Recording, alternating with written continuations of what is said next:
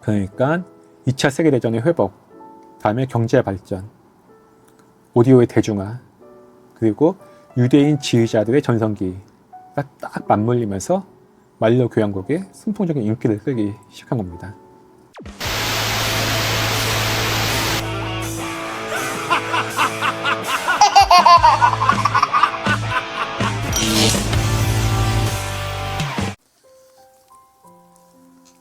안녕하십니까, 한지훈입니다. 오늘도 제 옆에는 변함없이 박찬님 나와 계십니다. 안녕하십니까, 반갑습니다. 네, 지난주 곽지용 시편 참 귀한 거좀 해주셨는데 제가 진행과 편집에서 그 폭발적인 에너지를 100% 다 살려내지 못한 것 같아 시청자분들에게 죄송한 마음이 없습니다. 더 갈고 닦겠습니다.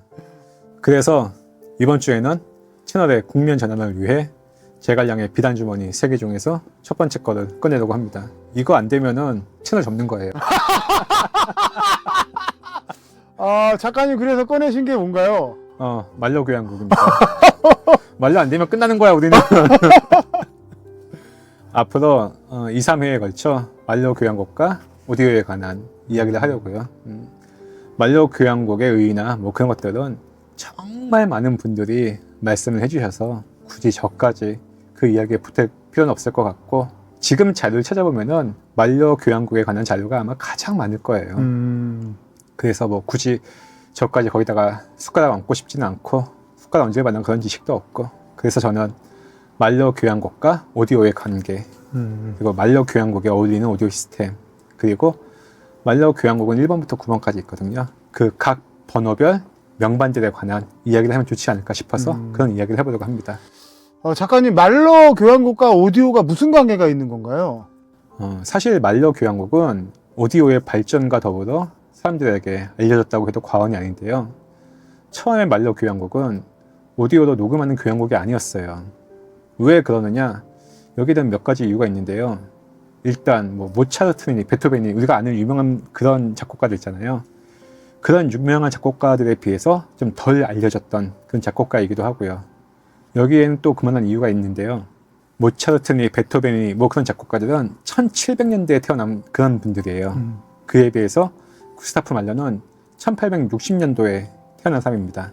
거의 100년 늦게 태어난 사람이고, 그만큼 사람들에게 알려질 기회가 적었던 거죠. 게다가 모차르트나 베토벤은 협주곡이나 소나타, 뭐 실내악 같은 곡들도 많이 작곡을 했는데, 구스타프 말러는 사실 교향곡 외에는 딱히 뭐 이렇다 할 소품이 없어요. 물론 실내악도 있고 성악곡도 있긴 하지만 그렇게 많이 알려지진 않았죠.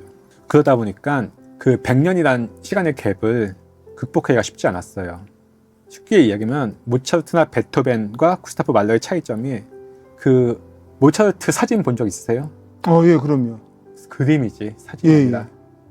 근데 구스타프 말러는 진짜 사진이 있어요.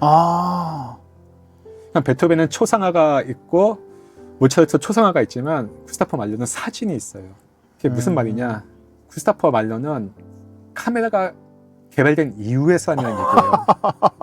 게다가 말로 교향곡은 다른 작곡가들의 교향곡에 비해서 규모가 굉장히 커요. 그 대표적으로 8번 교향곡 같은 경우에는 대규모 오케스트라랑 합창단이 같이 연주를 해서 초연, 그러니까 처음 연주할 때는 무대에 1000명이 올랐어요. 그 이후에도 8번은 보통 400명에서 500명 정도가 공연을 합니다. 그러니까 8번은 녹음이 많지가 않은 이유가 그렇게 많은 사람들이 필요해서예요. 일반적인 오케스트라의 규모를 아득히 넘어섰죠. 일반적인 오케스트라는 정말 큰 규모의 오케스트라고 해봤자 한 120명 정도? 그런데 말로 교향곡 8번을 연주하기 위해서는 400명, 500명이 필요하다 보니까는 그 일반적인 오케스트라로서는 그 볼륨을 낼 수가 없었던 거죠. 그래서 말로 교향곡 8번은 사람들이 많이 연주를 하지 않았고요. 게다가 일반적인 교향곡에는 잘 쓰이지 않는 악기들도 많이 쓰입니다. 그 대표적인 예를 들어보면은 6번 같은 경우에는 해머가 들어가요. 오한마. 그런데 실제 공연할 때는 우리로 치면 떡매 같은 걸, 그런 거 쓰죠. 판자 같은 걸로 상자에 만들어서 떡매를 쳐요. 6번이나 7번 같은 경우에는 카우벨. 서양 영화를 보면은 소의 방울 달관이잖아요. 원앙 소리 같을 때 그 원앙. 그게 실제로 쓰이기도 하고, 더군다나 그거를 무대 위에서 쓰는 게 아니라 무대 뒤에서 연주를 합니다. 왜 그러냐면은 저 멀리서 들려오는 듯한 그런 느낌을 표현하기 위해서요. 이런 것들을 오프 스테이지라고 하는데요. 말로 교향곡에는 유독 오프 스테이지가 많아요. 게다가 7번, 8번에는 클래식 대편성에는 거의 쓰이지 않는 만돌린이나 기타가 쓰이기도 하고요. 그 포스트 호른이라고 해서 우편 나팔. 그러니까 영화 같은 거 보면은 목동들이 뿔피리 이렇게 불잖아요. 예. 그 뿔피리가 등장하기도 하고 그 브라스에서 주로 쓰는 테너 호른, 심지어는 자작나무 회초리도 등장합니다. 자, 이렇게 많은 악기가 등장하는데 그렇다면 이 악기들이 내는 소리의 주파수를 다 담을 수 있어야 되잖아요. 예. 주파수를 담는다는 얘기는 소리를 담는다는 얘기예요. 예. 근데 말로 교향곡에 초연되던 시절에는 레코딩 기술이 그렇게 좋지가 않았고 좋지 않은 것 떠나서 일단 레코딩 자체가 많지 않았어요. 그래서 매체, 그러니까 뭐 SP 같은 그런 매체들이 이걸 담아내지 못했고 최초의 LP는 1948년도에 나왔는데 그때는 대역폭이 1000Hz도 되지 않았었어요.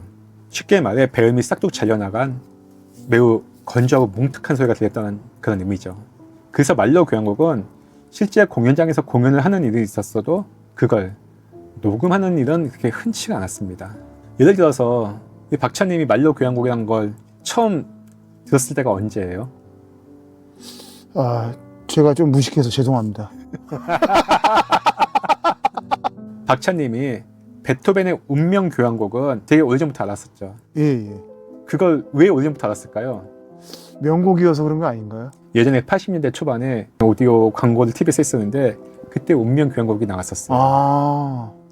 그 광고가 되게 유명했었어서 우리나라 사람들이 교향곡 딱 하나 안다면 운명 교향곡일 거예요. 그런데 말러는 그 훨씬 나중에 유명하게 된 그런 곡들이에요. 우리나라에서는. 그렇다 보니까는 말러 교향곡은 지금 이렇게 박찬님처럼 클래식 음악에 별로 관심이 없으신 분들은 아직도 그게 뭐야? 하는 그런 분들이 많이 계시고요. 그러다가 LP가 나오고 녹음 기술이 발전하게 되면서 유명한 지휘자들이 말로 교향곡을 지휘하기 시작했어요. 그러면서 그 유명한 지휘자들의 지휘를 녹음하기 시작했고요. 그러니까 뭐 저 같은 사람이 기타를 친다면은 아무도 그걸 녹음을 안 하겠지만은 박찬님이 뭐 어디 가서 드럼을 친다라고 한다면 녹음을 할 거 아니에요. 유명인이고 프로이다 보니까는. 그냥 그렇게 유명한 지휘자들의 지휘를 녹음하다 보니까 자연스럽게 말로 교향곡도 많이 녹음하게 됐고 그러면서 여러 사람들에게 알려지게 된 거죠.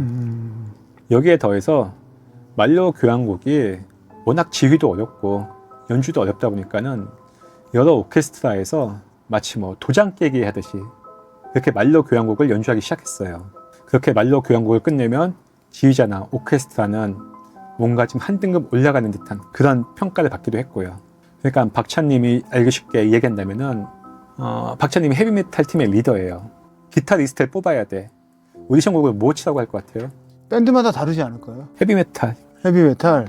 아, 뭐 백두산이면은 뭐 이제 어빈더 스카이 주연 배우 뭐, 예. 그리고 뭐 신화이면은 뭐 이제 크게 라디오를 켜고 뭐 이런 것들. 외국을 간다면은 외국으로 한다면은 이제 뭐 오지 오스본이면은 뭐 이제 미스터 크라우리, 예, 뭐 마켓더먼, 예, 예. 근데 저 같으면은 기타라면 일단 파비온 조슨을 치게 해야지.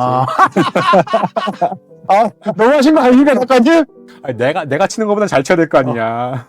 그다음에 토네이도 오브 소울즈 치게 하고 그 다음에 이걸 치네 하면은 그 다음부터는 뭐 드림 시어터의 테이크 더 타임이나 메트로폴리스 파트 1 같은 거 치게 해야죠. 드러머를 뽑는다. 이거 한다면 오디션 곡을 뭘로 하시겠어요? 근데 이게 또 제가 이제 이 뮤지션들을 보니까 그 팀에 적응이 돼 있더라고요. 예. 그러니까 뭐 그 팀에 적응돼 있는 분들이 뭐 예를 들면 이제 그런지에 오디오 슬레이브를 굉장히 좋아하거든요. 예. 그 팀 드러머가 뭐 레드핫 칠리페퍼스나 뭐 메탈리카나 메가데스를 연주할 수 없잖아요. 예. 어떻게 제가 좀 이렇게 말하기가 좀 조심스러운 것 같아요, 이건. 그래, 슬레이어 같은 팀을 만들고 싶어. 그러면 어떤 곡을? 뭐 당연히 뭐 엔젤 오브 데스, 워 앙상블 뭐 이런 거 아니겠습니까? 그렇죠. 엔젤 오브 데스랑 무항상블 나와야죠. 페인킬러 나와야 되고. 그러다가 그걸 또 좀 더 치면은 그러면 그때부터는 또 드림시어터 곡 치게 해봐야죠. 이게 또 이제 뭐 제 개인적인 생각인데 예. 슬레이어와 메탈리카 드림 시어터는 이게 너무 색깔이 달라가지고 판테라랑 예를 들면 뭐 저는 솔직히 드림 시어터를 즐겨 듣지 않습니다. 너무 어려워. 이게 제가 어렸을 때 한때 붐이었잖아요. 예.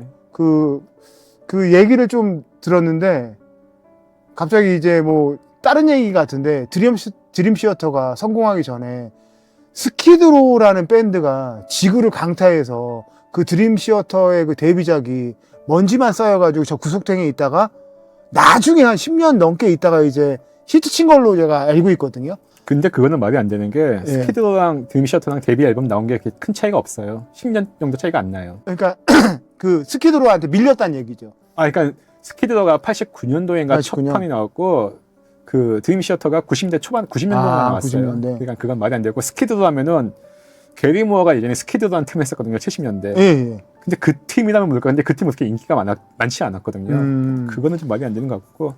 어쨌든 뭐 저 같으면은 그래 그거 친다? 그러면 뭐 테이크 더 타임도 한번 쳐보지. 뭐 그래서 그 정도까지는 제가 예. 그래서 딱 그걸 다 치는 사람이 있으면 어서 오십시오. 어. 드렸습니다. 모셔야 될 거 아니에요. 그러니까는 이 말려 교향곡 같은 게 클래식 하는 사람들한테 그런 느낌이었어요. 그러니까는 정확히 말하자면은 그 클래식 각각의 악기별 곡 중에서도 이렇게 좀 도장 끼기 하는 듯한 그런 느낌의 곡들이 있어요. 피아노나 바이올린 이렇게 다 있고 피아노 같은 경우에는 대부분 리스트나 쇼팽이 작곡한 곡들이 대부분 그래요. 되게 어려워요. 바이올린은 파가니니가 작곡한 곡들이 그렇고요. 그런데 이거는 그 개인 연주자 단위잖아요. 이걸 오케스트라 단위로 본다면은 바로 이런 곡들이 말려 교향곡이 되는 거예요. 그래서 이렇게 해서 좀 뜬 오케스트라가 실제로 있는데요. 이런 대표적인 오케스트라가 부천시향입니다. 부천에 오케스트라가 있는 거 아세요? 처음 들었습니다. 그렇죠. 그런데 대부분의 분들이 우리나라에서 오디오를 좋아하시고 클래식을 좋아하시는 분들도 그 예전에는 부천에도 오케스트라가 있었어? 이런 분들이 되게 많았었어요. 근데 부천시향이 아마 99년도인가 정확히는 제가 기억이 안 나는데 그 초대 그 단장이 임원정 씨가 지휘자로 왔는데 임원정 씨가 몇 년 이렇게 하다가 야 우리 말려 교향곡 전곡 한번 해보자. 그래서 실제로 말려 교향곡 전곡을 시도를 했어요.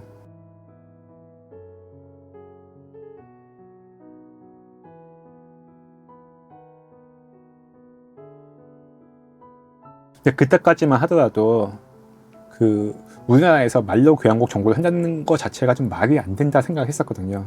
그러니까 사람들 생각으로는 저 사람 관심 끌려고 저러나 보다. 그냥 일은 날리려고 저러나 보다.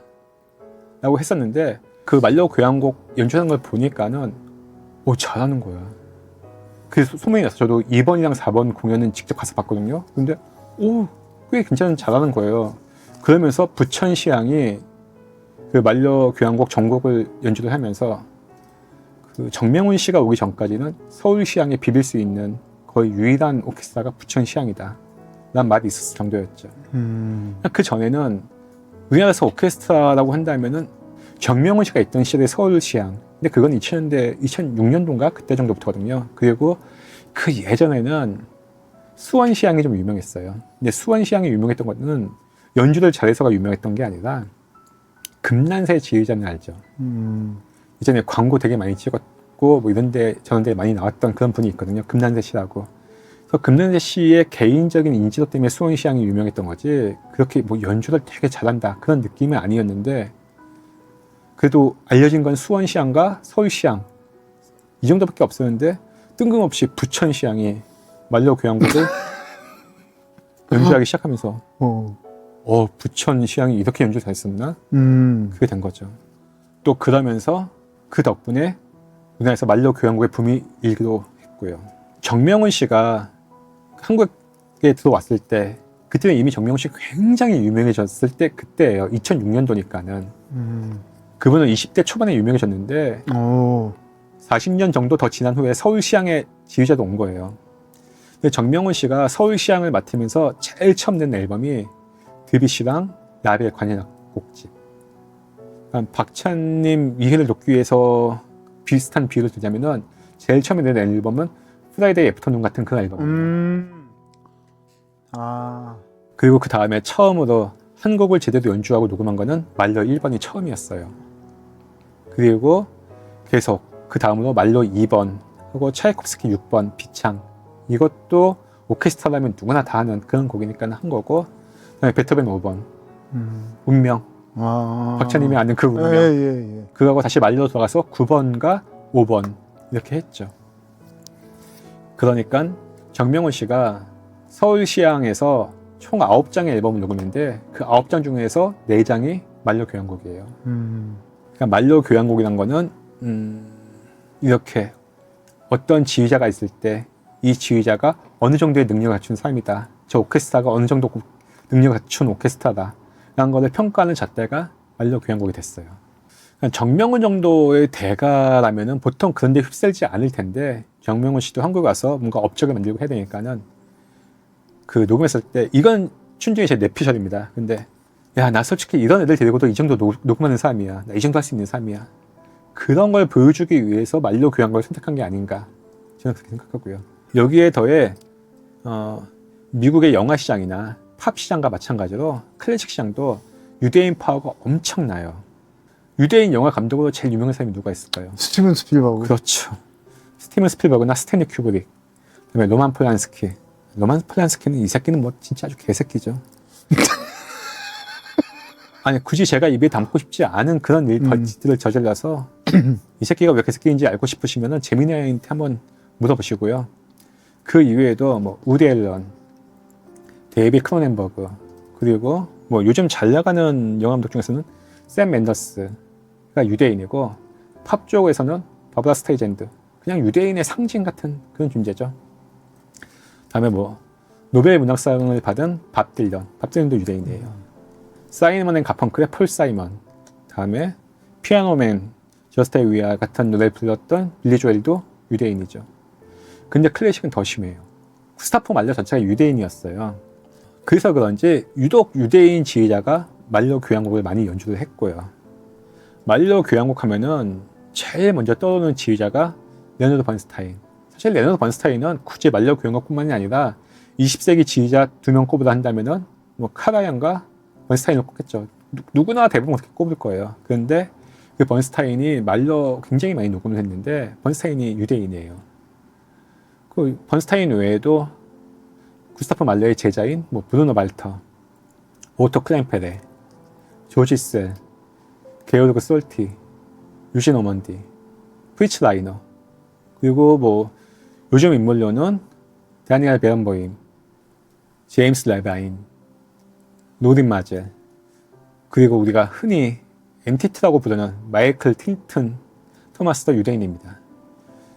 그러니까 여기에다가 딱 헤르베르트 폰 카라얀, 그리고 칼로스 클라이버, 클라우디오 아바도, 그리고 넣어줄까 말까를 고민하다가 제가 준비한 자료에 넣어왔는데, 여기다가 주빈 메타, 제가 개인적으로 아주 좋아해서 넣은 카를 리히터 정도만 추가하면은 20세기 지휘자의 계보가 완성돼요. 그러니까 이 5명 빼고는 다 유대인이라는 얘기예요. 재밌는 거는 이 중에서 가장 유대인 같은 사람이 사실은 주빈 메타거든요. 왜 유대인 같냐고 얘기를 한다면은 그분은 평생 이스라엘 필하모닉 오케스트라에서 종신 감독으로 일을 했던 사람이에요. 근데 정작 주빈 메타는 인도 사람이에요. 인도 사람 중에서 파르시 인도인. 파르시 인도인이 뭐냐면은 파르시란 말의 뜻이 페르시아 사람이란 뜻이에요. 그러니까는 페르시아에 기반을 두고 있는 인도 사람이란 뜻이에요. 근데 페르시아가 어디야? 이란. 지금 이스라엘이 어디랑 전쟁을 해? 이란이요. 이란이랑. 그러니까는 뿌리를 보면은 이란 출신의 지휘자가 이스라엘에서 평생 오케스트라 감독을 했던 거예요. 지금도 이란에는 파르시란 주가 있어요. 주 이름이 파르시란 주가 있는데 아주 오래전 수도였던 페르세폴리스가 파르시 안에 있어요. 파르시의 대표적인 도시는 시라주고요. 제가 이란 갔다가 제일 고생을 많이 했던 데가 거기라서 제 책 읽어보시면은 거기에 제가 엄청나게 고생했던 이야기가 아주 잘 나와 있습니다.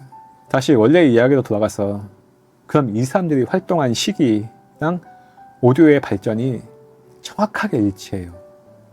무슨 말이냐? 우리가 지난 시간에 이야기했던 것처럼 오디오는 1967년 유성영화 재즈싱어라는 유성영화가 등장하면서 급격하게 발전했다고 이야기했었잖아요. 예. 근데 그때는 녹음 기술이 너무 안 좋아서 오디오로는 영화 대사를 들을 수는 있어도 음악을 듣는다 하는 건 상상도 못한 그런 시절이었어요. 그러니까는 우리가 이렇게 말로 하는 걸 녹음하는 것과 연주하는 걸 녹음하는 것과는 완전히 다른 이야기잖아요. 그렇게 오디오로는 그 당시에는 음악을 녹음한다는 거는 굉장히 힘든 일이어서 상상도 못하는 시절이었는데, 실제로 오디오가 지금처럼 음악 감상용으로 쓰이게 된 거는 LP가 발명되고 스테레오 기술이 개발되고 진공관이 아닌 트랜지스터로 증폭을 하는, 그러니까 트랜지스터가 개발된 1950년대 이후에요. 이 모든 것들이 전부 다 1950년대에 개발된 것들이거든요. 근데 앞에서 말한 그 수많은 지휘자들이 활동을 하게 된 게 딱 이 시절이랑 정확히 겹쳐요. 1950년대 중반 정도부터 제대로 된 레코딩이 시작돼서 1960년대와 70년대, 1960년대와 70년대가 클래식 녹음의 황금기라고 저는 생각을 하거든요. 왜냐하면은 번스타인이나 카라얀이 그때 녹음을 되게 많이 했었고, 그 외에도 굉장히 많은 지휘자들이 그때 자기의 마스터피스를 많이 녹음을 했어요. 그리고 딱 그때 일반 대중들에게도 오디오가 퍼지기 시작했어요. 사실 그 이전까지는 오디오는 아주 특별한 부유층, 그러니까 우리나라 치자면은 1950년대나 1960년대 그 시대에 벤츠를 타던 사람들이나 만질 수 있던 물건이 오디오였어요. 근데 그런 오디오가 일반 대중들에게도 퍼지기 시작한 거죠. 사실 지금이야 뭐 오디오 하는 사람들이라면은 누구나 한 번쯤은 거쳐가는 앰프 중에 하나가 마란치 7이라는 프리앰프가 있는데, 그 시절에도 마란치 7이라는 걸 쓸 수 있었을까요? 어딘 반푼어치도 않는 소리예요. 1950년대에는 집에 오디오가 있다는 것 자체가 뭐 롤스로이스 타는 사람 정도나 쓸 수 있는 물건이 있는데, 그 오디오 중에서도 마란치 7이다? 이건 그냥 일반인들에겐 상상 속의 물건이었던 그런 물건이죠. 그러다가 대가들의 LP가 유행하고, 또 그러면서 마침 세계가 2차 세계대전에서 벗어나서 급격한 경제 발전을 이루기 시작했어요. 그러면서 사람들이 생활에 여유가 생기니까는 오디오를 찾기 시작했고, 여러 브랜드들이 오디오를 만들기 시작하면서, 사실 되게 많은 브랜드들이 1950년대에서 60년대에 시작됐거든요. 본격적으로 오디오가 대중화되기 시작했죠. 그러니까 2차 세계대전의 회복, 다음에 경제 발전, 오디오의 대중화, 그리고 유대인 지휘자들의 전성기가 딱 맞물리면서 말로 교향곡의 순풍적인 인기를 끌기 시작한 겁니다. 아, 그럼 이런 말로 교향곡을 듣기 위한 특별한 오디오 시스템이 있나요, 작가님? 특별한 오디오 시스템이라기보다는 먼저 스피커에 관해 말씀을 드리고 싶은데요. 결론부터 이야기하면은 스피커에 유닛이 많이 붙어 있는, 그러니까 3웨이 이상의 스피커로 들으시라는 말씀을 꼭 드리고 싶어요. 일반적인 2웨이 스피커, 그러니까 빈티지 알텍이 아니라면 요즘의 2웨이 스피커들은 서브우퍼와 트리토에서 나오는 소리를 자르는 그런 주파수, 네트워크 주파수, 크로스오버 주파수라고 하는데요. 그 크로스오버 주파수가 보통 2500Hz에서 3000Hz에서 자릅니다. 그러니까 쉽게 이야기하면은 스피커가 이렇게 유닛이 두 개 붙어 있잖아요. 네. 이 위에서는 3000Hz 이상의 소리가 나고, 이 아래에서는 3000Hz 아래의 소리가 난다는 얘기예요.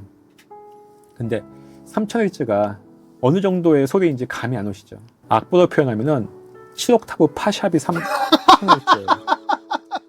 대단하네요. 그러니까 머라이어 캐리가 이전에 그 MTV 언플러그드에서 이모션인가? 하여튼 1집에 있는 곡을 불렀는데, 그게 알비데이였나 보다. 그냥 그게 7옥타브 저 정도까지 가는 그런 곡이었어요. 3000Hz. 어마어마하네요. 어마어마한 소리죠. 그러니까 여기서 알 수 있는 거는 일반적인 악기 소리는 전부 다 서브우퍼에서 난다는 얘기잖아요. 이 위에서는 3000Hz 위의 소리만 난다고 했으니까는. 그리고 트위터에서는 주로 피콜로나 바이올린 1번 줄 포스 포지션 이상, 바이올린은 이렇게 포지션이 각각 정해져 있어요. 서드 포지션, 포스트 포지션 이런 게 정해져 있거든요.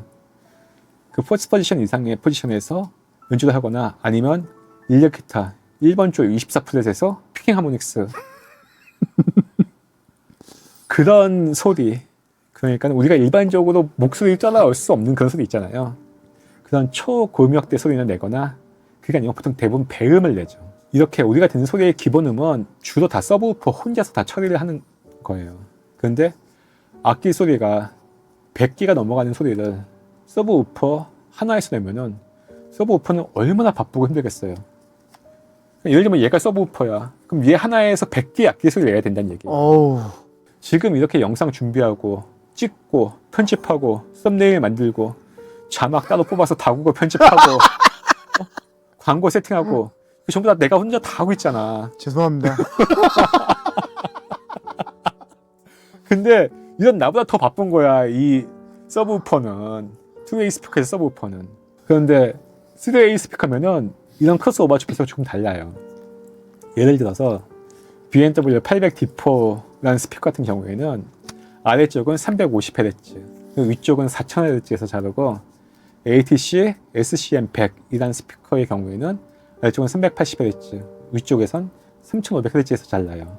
그리고 뭐 이런 B&W나 ATC 뿐만이 아니라 대부분의 3웨이 스피커들은 보통 이 정도에서 잘라요. 이 비슷하게 잘라요. 이게 뭘 의미하느냐? 이게 뭘 의미하는 것 같아요? 죄송합니다. 무식해서. 저음역대 악기, 그러니까는 팀파니나 튜바, 바순 이런 것들은 굉장히 음이 낮잖아요. 그런 것들은 이런 미드레인지가 아니라 우퍼에서 소리가 내어준다는 얘기예요. 그러니까는 그 투웨이 스피커 같은 경우에서는 미드레인지에서 100개 이상의 악기 소리를 내야 되는데 서브우퍼란 유닛 하나에서 100개 이상의 악기 소리를 내야 되는데 이게 3웨이 스피커로 간다면은 얘는 60, 70개만 내도 되고 얘가 우퍼에서 20, 30개를 내준다. 그런 의미예요. 그러니까 일이 분단된다는 얘기죠. 이게 실제로 악기 같은 경우에 어떤 악기들이 있냐면은 콘트라베이스는 물론이고 첼로도 실제 연주에서 내는 소리의 대부분은 우퍼의 소리가 나요. 왜 그러느냐? 첼로는 1번 줄이 220Hz예요. 그러니까 1번 줄이 한 옥타브 낮은 라예요. 보통 라음으로 튜닝한다고 지난 시간에 얘기했잖아요. 예. 1번 줄이 220Hz니까는 보통 1번 줄 언저리에서 놀 거 아니에요. 그러면은 첼로는 음역대가 300, 200, 300 사이, 400까지는 넘어가지 않는 것들이 보통 특히나 독주 같은 경우에서는 좀 더 많은 음역대를 쓸 수 있지만은 오케스트라에서는 그렇게 다양한 음역대를 쓰지 않잖아요.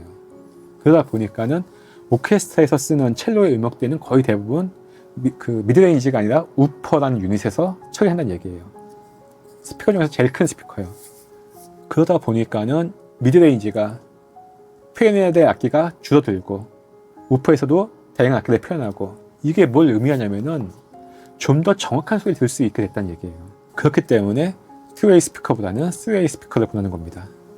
그냥 쉽게 예를 들어줄게요. 제가 쿠팡을 끊어서 요즘엔 컬리에서 배송을 시키는데 2웨이 스피커라면은 한 명이 운전도 하고 직접 문 앞까지 배송도 해야 돼. 그런 시스템이야. 그런데 3웨이 스피커 같은 경우에는 운전하는 사람 따로 있고 배송받는 사람이 따로 있어. 그럼 각자 일하는 노동의 강도가 훨씬 더 줄어들겠죠. 그럼 일을 좀 더 효율적으로 할 수 있겠죠. 그런 의미예요. 아, 투웨이 스피커 중에서도 뭐 제가 잘 아는 제네렉 같은 제네렉. 스피커는 원래 만들기를 모니터로 예. 만들기도 했고 해서 그게 더 좋은 게 아닌가요, 작가님? 아, 이런 질문 아주 좋아. 아, 오늘 진짜 밥값했어.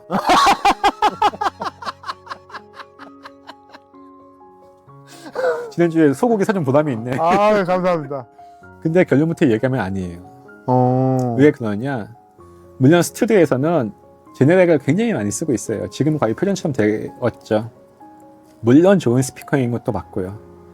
하지만 제네렉을 쓰는 스튜디오는 마스터링 스튜디오가 아니라 레코딩 스튜디오예요. 쉽게 말하면 제네렉은 악기 하나하나, 정확히는 마이크 하나에 들어오는 그런 소리를 듣는 스피커고 이렇게 100개가 넘는 악기의 소리를 듣는 스피커가 아니라 녹음할 때 하나의 악기 소리를 듣기 위해서 만든 스피커예요. 사람들이 제네렉 스피커를 많이 쓰기 이전에는 야마 NS10M이라는 스피커를 줬었죠. 한 요만해요. 까만데 스피커만 하얀색으로 되어 있는 그런 스피커.